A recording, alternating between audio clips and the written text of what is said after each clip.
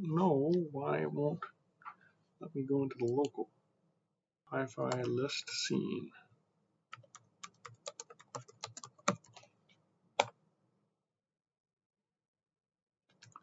So it can see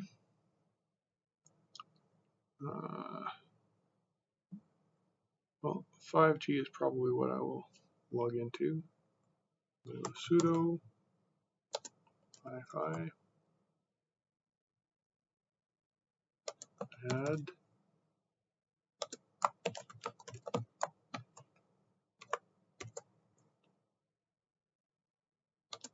password.